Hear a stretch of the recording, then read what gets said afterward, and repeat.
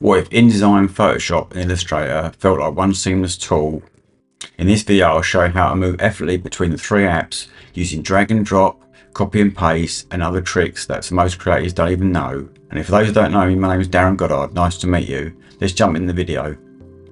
First thing I'm going to show you is how to drag a file on the desktop, which is Illustrator, into InDesign. So I've got my InDesign document open here, and on the desktop I've got this logo. So I'm just going to grab the logo and drop it into InDesign, and you see it's now placed.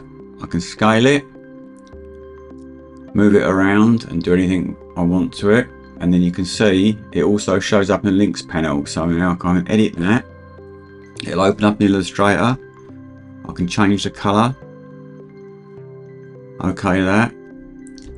Save it. Go back to InDesign and you'll see it's got the triangle here. It's showing it's been updated. Update the file and it's changed colour as in the Illustrator file. I'm just going to delete that now.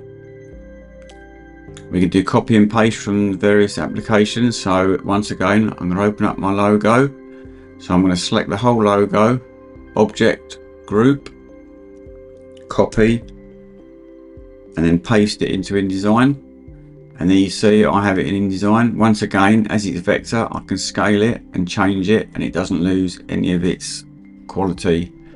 If I go into the links panel this time, you'll see there's nothing there because it's a straight copy and paste, but you can edit it in InDesign now. I can click on that, change the color, and there we have it. This also works the other way around as well. So I can literally take this text here, copy that box, select Illustrator, paste it, and it's now pasted into Illustrator, and it's still live text, so I could edit it and then create something in Illustrator. This time what I'm going to do with my InDesign file opening is I'm going to drag a Photoshop file into there. So I've got my PSD file here. I'm just going to drag it into InDesign, click, and there we have it. I'm just going to scale it down 20%. Then we've got my logo.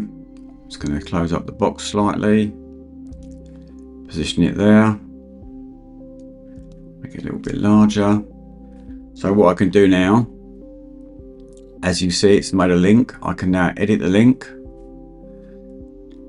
change the color of the text, just open up my other screen, so make the text different color, save it, close it down, back into InDesign, and it's updated. And that's how you can drag and drop a Photoshop file into InDesign. Another little trick as well, if I select the file, go up to Object, Object Layer Options, and this now shows me the options for the layers that I have in Photoshop. So if I turn on Preview, I can turn off the various layers and you can see that they disappear, and I can OK that. And they've gone from InDesign. But once again, if I open it up again, you can see that it's still there in Photoshop. It's just they've been deselected and turned off in InDesign. This also works in reverse as well. So I've got some copy here in InDesign, so I'm going to copy that into Photoshop, hit done, and you see it's now placed as a vector smart object. If you like a tutorial on the vector smart objects, let me know down in the comments. So now what I can do is I can double click on that. It will open it up in Illustrator and I can edit that. So let's change the color. Okay, that. Save that. When I go back into Photoshop, you'll see the colors updated. We can hide Photoshop now. And it also works from going from InDesign to Illustrator. Copy that, paste it into Illustrator. And there we have live copy again, so I can type something in there. One thing to note is when you copy and paste from one application to another, it breaks the link and it's then a separate file. But if you pick it up from the desktop and drag it in, it contains a link, so you'll always see a link. So if you're dragging from Illustrator to Photoshop from the desktop, you'll always see the link in your links panel, so it will be then linked to that file. But if you open, like we did before, Illustrator up, just select that and paste it in, then we see there's no link there. It's now a native InDesign file. What we could also do is with our logo here, I'll just group it again, object, group. We can copy this into Photoshop. You get this menu come up here, so we're going to use it as a smart object. Okay, there.